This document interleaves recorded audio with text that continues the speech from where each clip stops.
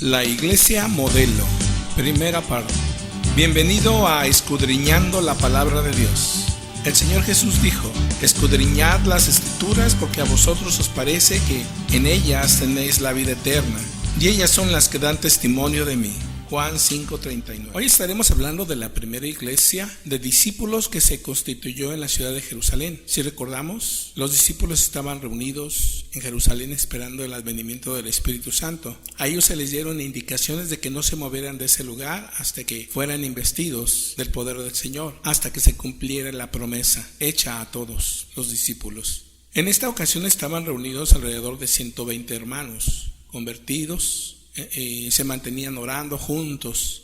Estas son las circunstancias en que nace la primera iglesia que nos muestra la Biblia. Cuando yo era un adolescente, mi papá me regaló una Biblia Scofield. Era una Biblia bastante buena porque tenía referencias cruzadas, tenía citas, tenía diccionario, concordancia y bastantes ayudas. Esta Biblia me ayudó a comenzar a hacer mis primeras investigaciones y a conocer la palabra de Dios de una manera diferente, puesto que siempre la había yo estudiado leyéndola, pero sin un soporte de diccionario, de concordancia, de referencia, de una visión panorámica. Tuve muchos amigos que me decían: mira, vente, vamos a mi iglesia, esta es la iglesia verdadera. Personas católicas, personas pentecosteses, personas apostólicas y de otras denominaciones siempre estuvieron ahí insistiendo, pero el Señor puso en mi corazón que yo tenía que conocer más de su palabra, y por esa razón el día de hoy yo te quiero compartir cosas que a través de los años y del estudio y de estar en una iglesia bautista, de estar en un seminario, me permitieron conocer más a fondo. Espero que me acompañes en este descubrimiento de hechos, eventos, manifestaciones de poder que Dios hizo en su iglesia. Para comenzar, te recomiendo que siempre tengas lista tu biblioteca cristiana y sobre todo una Biblia católica. Estaremos usando la Biblia latinoamericana. También te invito a que tengas una Biblia Reina Valera a tu mano. La vida de la primera iglesia de discípulos en Jerusalén se desarrolla en los capítulos del 1 al 8 del libro de los Hechos. Te invito a que abras tu Biblia en el libro de los Hechos, capítulo 2. Vamos a estar meditando en los versículos del 40 al 47. Nuestro tema central es la iglesia modelo.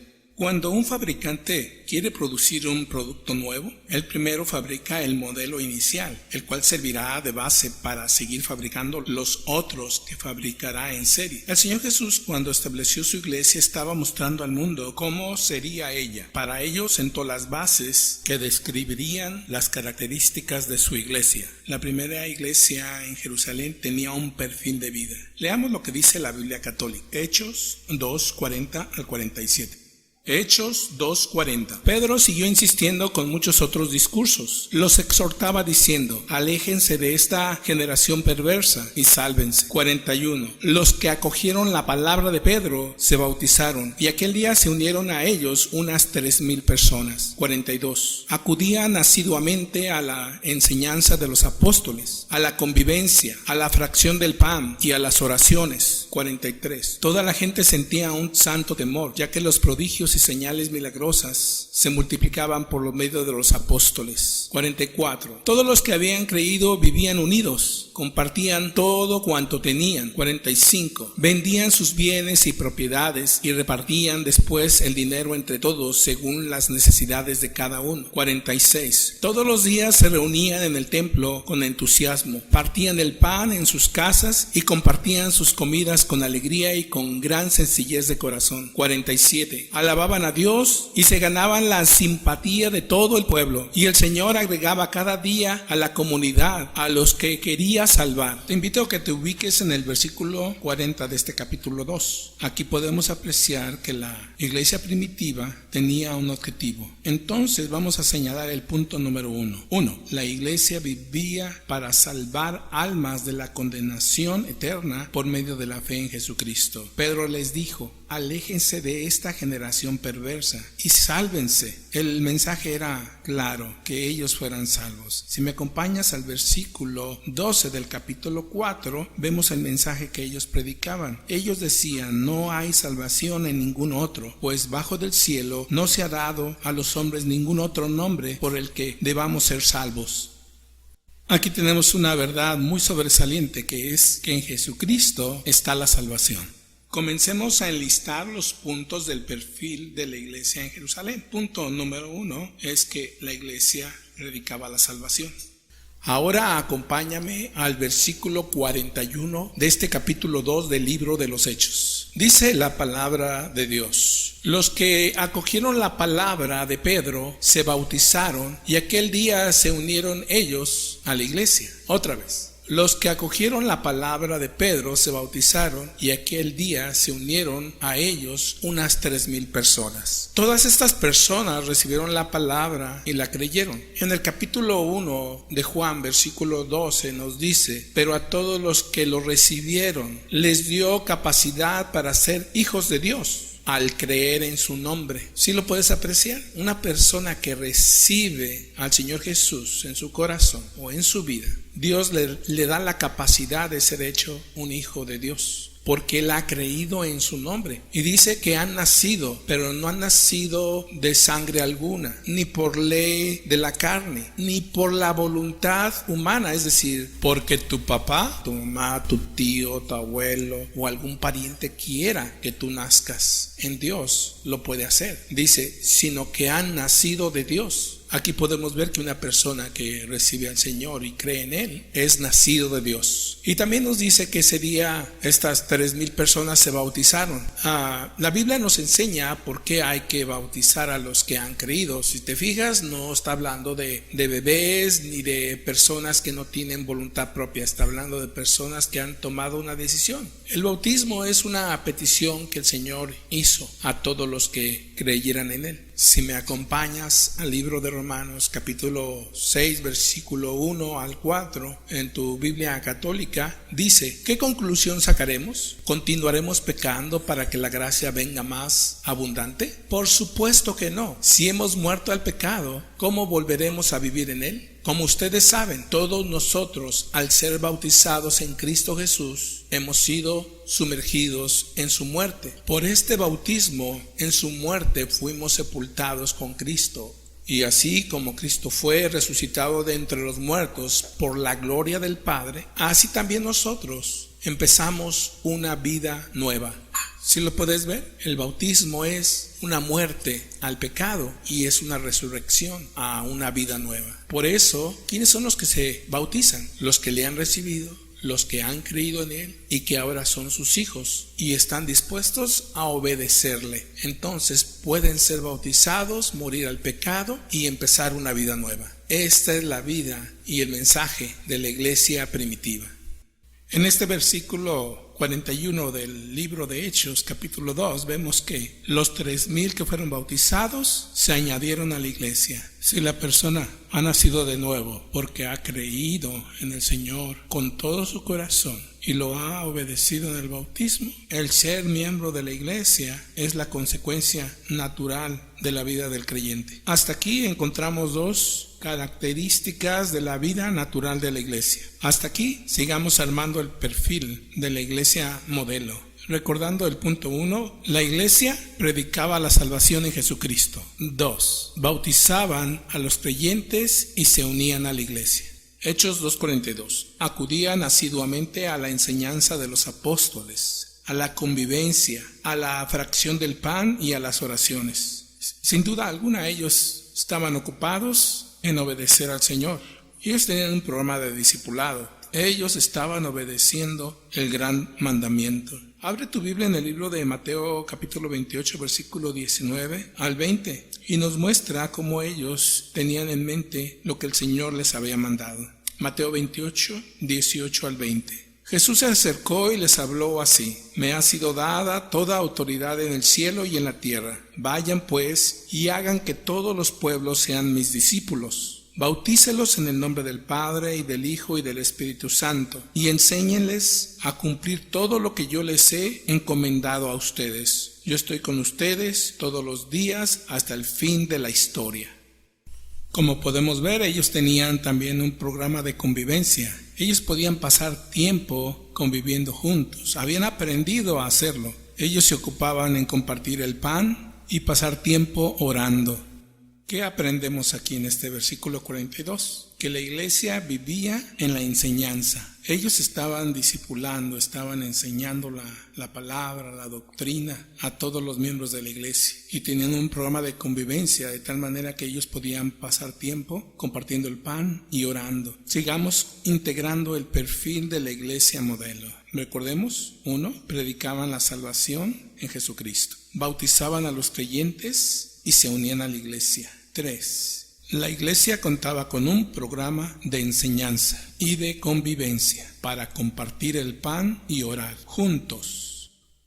Vayamos al capítulo 2, versículo 43 de este libro de Hechos y leamos. Y sobrevino temor a toda persona, y muchas maravillas y señales eran hechas por los apóstoles. Aquí podemos ver que la iglesia de Jerusalén era una iglesia que contaba con la presencia de los apóstoles que el Señor había establecido, los cuales servían con sus dones. Jesús dio a los apóstoles poder y autoridad para realizar milagros. En el libro de Mateo capítulo 10 versículo 8, el Señor les dijo: sanen enfermos, resuciten muertos, limpien leprosos y echen a los demonios. Ustedes los recibieron sin paga, denlos sin paga. Repetidamente los apóstoles ejercieron este poder tanto en respuesta a la fe de la gente como para aumentar esa fe. Los resultados fueron dobles. Estos fueron en los creyentes y también en los incrédulos. Estaban conscientes de la presencia sagrada de Dios entre ellos, y esto producía entre ellos un temor reverente. Las muchas maravillas y señales son el poder de Dios entre los apóstoles y una evidencia de que Dios está en sus vidas. El día de hoy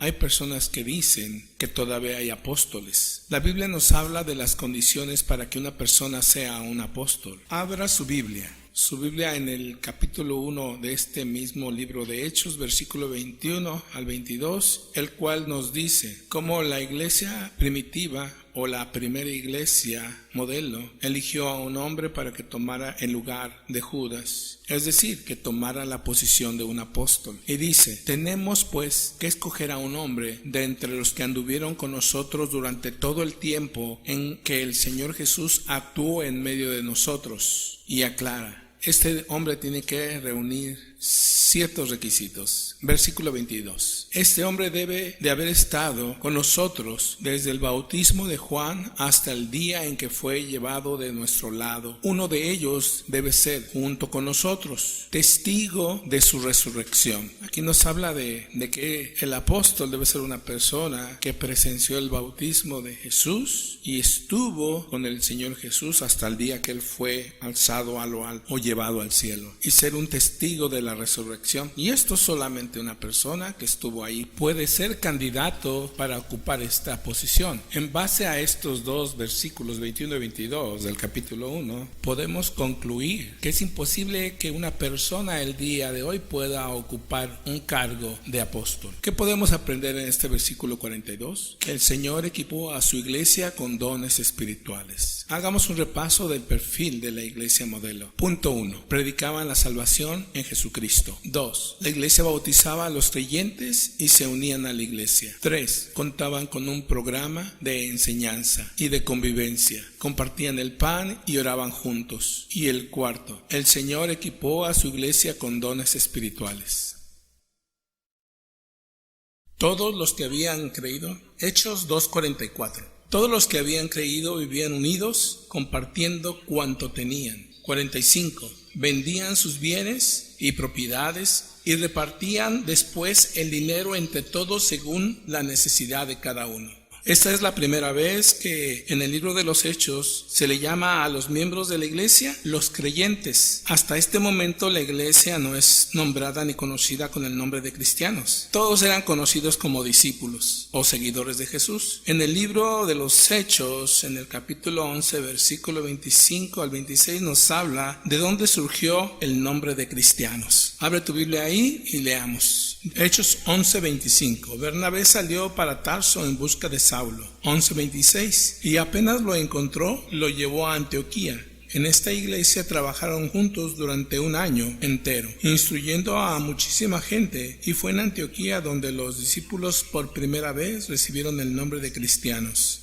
Este sobrenombre después es adoptado como parte de la iglesia en el lenguaje cotidiano y todo el mundo se llama cristiano. Eso lo veremos en otra ocasión. Cuando vemos esta expresión que todos los que habían creído, nos habla de un grupo de personas que lo que tienen en común es su fe en Jesucristo. Aquí nos enteramos que los incrédulos que rechazaban a Jesucristo y a tener la fe en Él no tenían ninguna parte en la comunión cristiana o en la unidad de la iglesia. La fe en Jesucristo es el requisito principal para pertenecer a la iglesia. Solo la gente que cree en Él puede compartir la unidad, que se hace visible en la adoración, en la vida de comunidad o en la comunión de la iglesia. La palabra común viene del término griego koinos, que significa común. Koinos, y lo encuentras con el número G2839 en un diccionario con número de identificación. La Biblia nos dice que ellos tenían todas las cosas en común. Nos habla del modo de vida y actitud hacia las posesiones materiales. En la iglesia primitiva encontramos una iglesia buscando el bien de todos. Podemos ver que se ayudaban con sus bienes y no había necesitados entre ellos.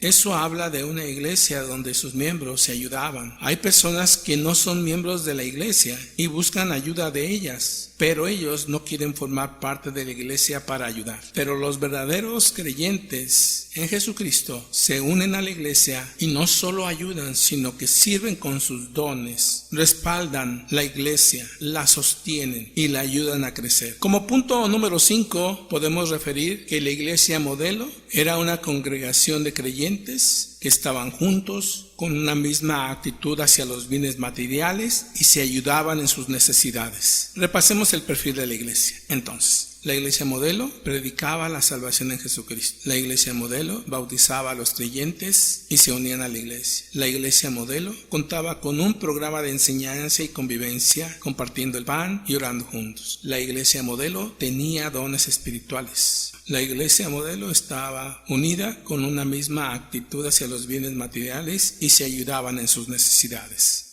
Hechos 2:46. Todos los días se reunían en el templo con entusiasmo. Partían el pan en sus casas y compartían sus comidas con alegría y con gran sencillez de corazón.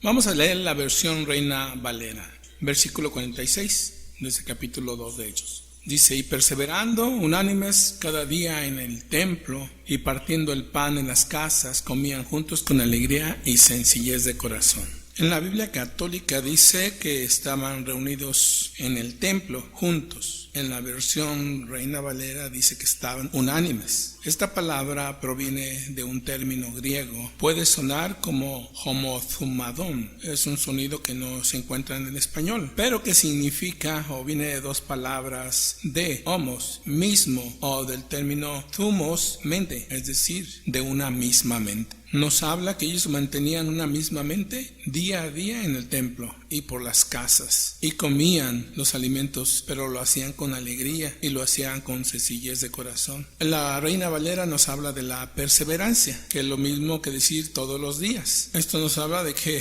tenían una gran amistad y un gran respeto entre ellos. También nos habla de la comunión o koinonía que ellos podían mantener en su vida. Todo este pasaje que hemos estado evaluando está lleno de koinonía. Koinonía no significa otra cosa más que compañerismo, tener las cosas en común. Una definición sería la parte que uno tiene en cualquier cosa, participación, un compañerismo reconocido y gozado. Así se usa de la expresión e interés común de los cristianos. Los cristianos de Jerusalén van al templo, se reúnen en las casas, se reúnen en el patio del templo, se reunían presumiblemente en el área conocida como el Pórtico de Salomón, donde ellos oraban y alababan a Dios. Ellos disfrutaban de una completa unidad en un contexto que se compara la llegada de la primavera con su impresionante explosión de colores, esplendor y perfecta armonía. Diariamente se reunían en casas para comer el pan y reafirmar su unidad. El escritor de este libro, el Dr. Lucas, afirma la unidad, la armonía, el gozo y la sinceridad de los creyentes. Estos elementos son los frutos del Espíritu Santo, quien está actuando en el corazón de ellos y que nos presenta la vida de los primeros cristianos que se han convertido a Jesucristo. De este versículo 46 aprendemos que la iglesia mantenía la comunión diaria en el templo y en las casas, y lo hacían con alegría y sencillez de corazón. Revisemos las características del perfil de la iglesia modelo. 1. Predicaba la salvación en Jesucristo. 2. Bautizaba a los creyentes y se unían a la iglesia. 3. Contaba con un programa de enseñanza y de convivencia, compartiendo el pan y orando juntos. 4. Tenían dones espirituales. 5. Estaba unida con una misma actitud hacia los bienes materiales y se ayudaban en sus necesidades. Mantenía la comunión diariamente en el templo y en las casas, con alegría y sencillez de corazón.